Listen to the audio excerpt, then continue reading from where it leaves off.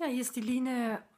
Wir leben ja partiell in Portugal. Wir haben dann ein Grundstück mit mehreren Hektar Land. Und ich wollte jetzt mal in diesem Video darüber reden, was Homeschooling, Freilernen, freie Bildung angeht, wenn man nach Portugal auswandert. Da sind so ein paar Sachen im Internet. Die einen sagen, in Portugal ist es möglich, Homeschooling zu machen. Und also es sind verschiedene Informationen im Internet zu finden.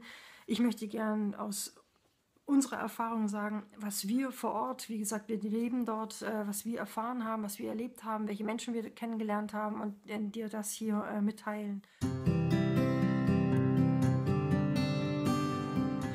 Und zwar leben wir in Zentralportugal und wir haben zwei Leute kennengelernt. Jemand, der jetzt in Zentralportugal lebt und eine andere Familie, die aber ganz weggegangen ist. Beide haben in der Algarve oder an der Algarve gelebt und durften da nicht mehr Homeschooling machen und sind deswegen dort weggegangen. Das heißt also, das ist meine Information. Ich weiß, dass ganz viele sagen, es ist überall in Portugal möglich. Ich kann dir nur sagen, was wir erlebt haben. Wie gesagt, zwei Familien, die gehen mussten aus Südportugal, also Alentejo, Algarve. Da ist das schwierig. Es gibt zum Beispiel auch Tamera, die sind auch dort unten. Die haben von uns eine Jurte gekauft und damals haben wir uns mit denen, die die Jurte praktisch bei uns abgebaut haben, uns unterhalten und die haben erzählt, sie würden auch gerne freie Schule machen. Das ist alles nicht so einfach, wie man das denkt. Also man kann nicht einfach nur sagen, selbst als Tamera nicht, auch wir puzzeln jetzt hier mal vor uns hin, sondern es ist Tatsache so, dass man das auch absegnen muss und so weiter. Deswegen also in Südportugal ist es wesentlich schwieriger, wenn nicht gar unmöglich, privat das zu machen. Es sei denn, man meldet sich dort nicht offiziell an. Es gibt natürlich auch eine Meldepflicht in Portugal. Da muss man für sich abtaxieren. Ja, kriegt das jetzt jemand mit, wenn ich länger als die Zeit dort bin, wo ich mich eigentlich anmelden muss oder nicht und so weiter. Aber generell rate ich den Eltern, und ich gebe ja auch Beratungen, was Auswandern angeht nach Portugal. Ich verlinke das unten in der Infobox. Also bevor man wirklich ganz viele Fehler macht, investiert in meine Beratung, dann erspart ihr euch einiges. Mehrere Infos wirklich stehen dann unten in der Infobox.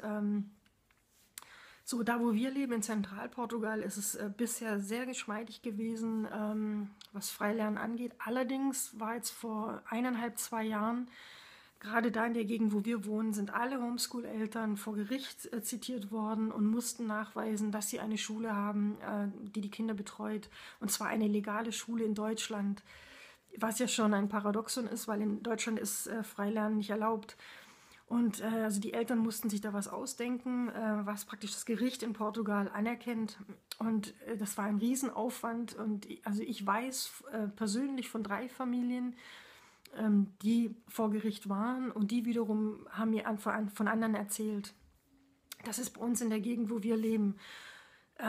Das heißt, auch da muss man gewisse Dinge beachten. Da gibt es einen Unterschied in Portugal zwischen Heimschule und Freilernen und ja, eine Fernschule zu haben. Also es gibt da so, ja, weiß ich nicht, so ein paar formelle Dinge, die man beachten muss.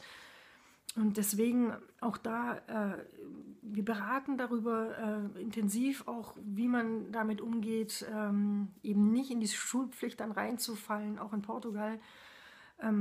Das ist nicht unbedingt schwierig, wenn man sich richtig verhält, aber man muss es eben wissen, bevor man da in Probleme reinrutscht. Wie wir das persönlich machen, möchte ich gar nicht hier offiziell sagen.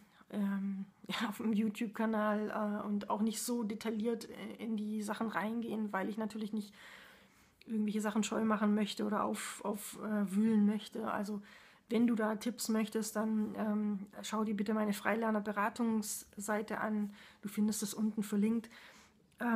Das ist einfach etwas, wo ich sehr vorsichtig bin, im Internet offiziell was darüber zu sagen, aus Schutz von denen oder für die, die frei lernen wollen, weil wenn man zu viel sagt, kann man unter Umständen eben genau das verbauen.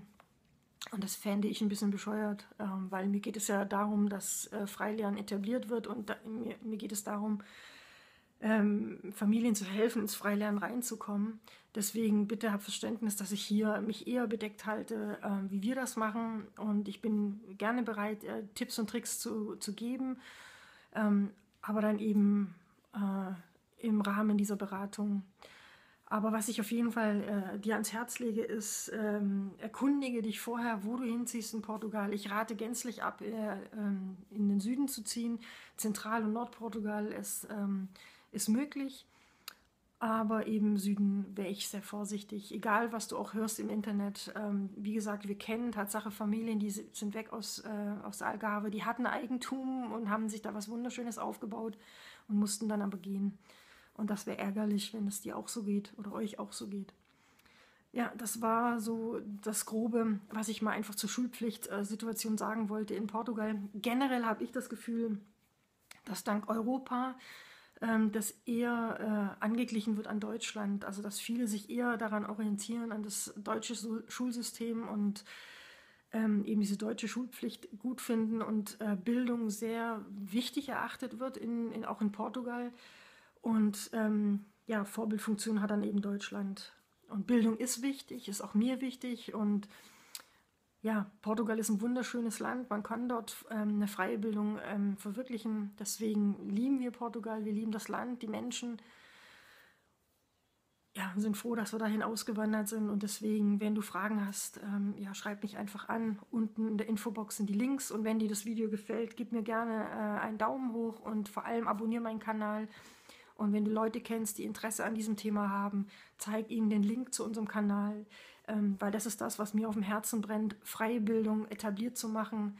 Und da brauche ich einfach eure Hilfe, dass ihr ja, diese Botschaft einfach mittransportiert und verbreitet, damit wir einen Umdenkungsprozess in Deutschland in Gang setzen. Ja? Also wie so kleine Tropfen, die stetig den Stein höhlen. Und so verstehe ich meinen YouTube-Kanal hier als Inspiration, als Mutmach, ja, Kanal in Richtung Freilernen, freie Bildung und freies Leben. Ja, in diesem Sinne, schönen Tag.